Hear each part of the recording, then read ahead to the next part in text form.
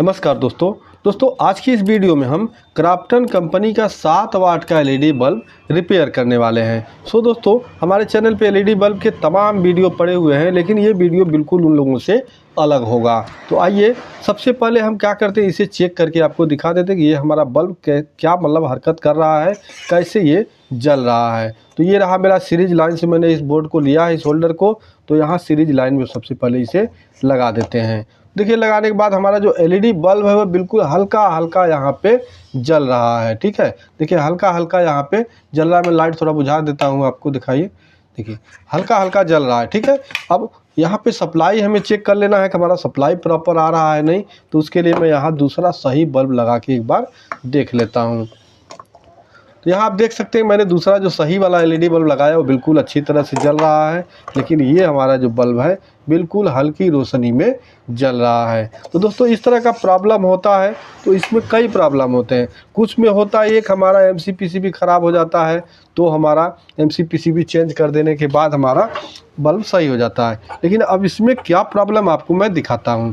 तो यहाँ देखिए, अब डिफ्यूज़र निकाल देने के बाद अब वापस इसे आप होल्डर में यहाँ पे लगा देंगे।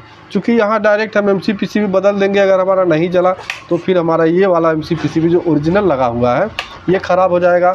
इसलिए हमें स्टेप बाय स्टेप चेक करके ही कोई पार्ट बदलना चाहिए। तो मल्टीमीटर लेंगे और यहाँ हम DC 200 वोल्ट के रेंज में रख लेंगे। रख लेने के बाद देखिए अंदर से 2 वायर बाहर पे आए हुए हैं, एक ब्लैक और रेड। तो हमें ब्लैक और रेड पे यहाँ सप्लाई चेक करना होगा।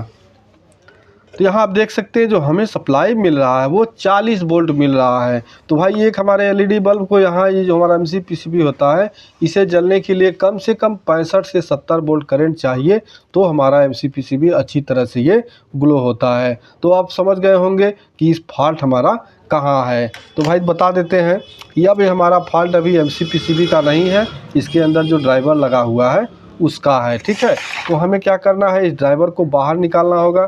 निकालने के लिए क्या, सबसे पहले यहाँ पीछे जो सोल्डर लगा हुआ है इस सोल्डर को हटा के उसके बाद इस हीट सिंक को बाहर निकाल लेंगे, फिर हमारा ड्राइवर बाहर निकल जाएगा। तो आइए फटाफट अब इसका मैं सोल्डर हटा के और ड्राइवर को बाहर निकाल लेता हूँ। अब यहाँ पे दोस्तों मैंने इसके ड्राइवर को बाहर निकाल लिया है। ठीक है, अब इस पर एक बार सप्लाई लगा के हम चेक करके दिखा देते हैं। भाई वही हमारा है ना, कुछ लोग कहते हैं बदल दिया है आपने।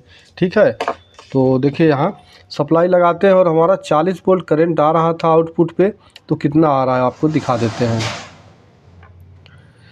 यहाँ मैंने दोनों वायर जोड़ लिया है और जोड़ लेने के बाद अब इसे हम सप्लाई से एक बार जोड़ देते हैं और फिर आउटपुट पे यहाँ वोल्टेज चेक करेंगे।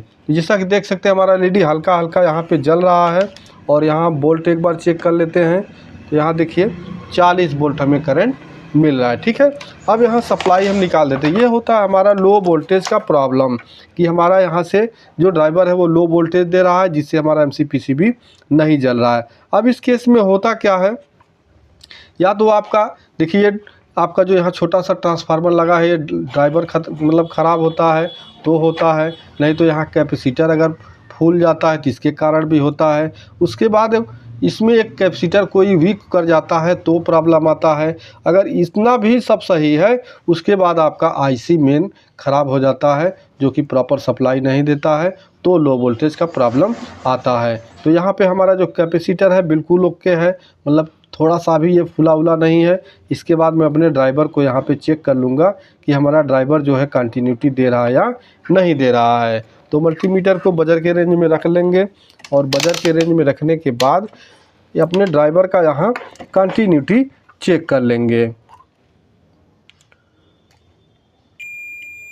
तो यहाँ आप देख सकते हैं, देखिए दोनों पिनों मैंने लगाया और हमारा जो ये ड्राइवर है वो बिल्कुल सही बता रहा है। बीप की आवाज़ आ रहा है तो हमारा ड्राइवर ये सही है। ठीक है, इसके बाद चूँकि आईसी पर बदलेंगे नहीं तो हमें क्या करना है, इन कैपेसिटर को बदल के हमें चेक करना होगा।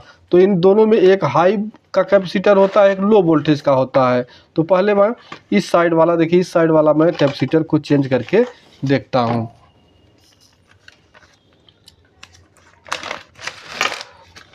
आपको बिल्कुल दोनों मतलब दोनों वायर पे आयरन रखना और आराम से खींच लेना, क्योंकि प्रिंट थोड़ा हल्का होता है, इसलिए बहुत सावधानी से निकालना। अब यहाँ निकालने के बाद देखिए, एक साइड आपका ये माइनस है और ये प्लस है। यहाँ पे आप एक साइड ब्लैक वाला माइनस है और दूसरे साइड में प्लस है। इस कैपेसिटर का नंबर है 2.2 UF 50 वोल्ट, ठीक है, 2.2 UF 50 वोल्ट। तो हमें सेम वही दूसरा लगा देना है। तो यहाँ मेरे पास 2.2 UF और 63 वोल्ट, ठीक है। तो यहाँ आपका UF सही होना चाहिए, वोल्ट आपका कम ज़्यादा हो सकता है। 50 की जगह 40 मत लगाइएगा, 25 मत लगाइएगा, ठीक है। 50 की जगह 63 लगा सकते हैं, 100 लगा सकते हैं, लेकिन 50 की जगह 25 मत लगाइएगा, ठीक है। तो यहाँ कैपेसिटर एक लगाते हैं और लगा के हम इसे टेस्ट कर लेते हैं। यहाँ मैंने एक कैपेसिटर को बदला है। अब इस पर हम सप्लाई लगा के एक बार देख लेते हैं कि हमारा सप्लाई उतना ही है या बढ़ा है। तो आप देख सकते हैं मतलब एक कैपेसिटर मैंने वहाँ चेंज किया और हमारा ये LED बिल्कुल अच्छी तरह से ग्लो होने लगा। तो मैं इसे ट्रायल के लिए यहाँ देखिए ऊपर ही लगाया था, पूरा नहीं लगाया था। तो अब इसको मैं क्या करता हूँ, आयरन से यहाँ पे ठीक उसको अपनी जगह पे कर देता हूँ।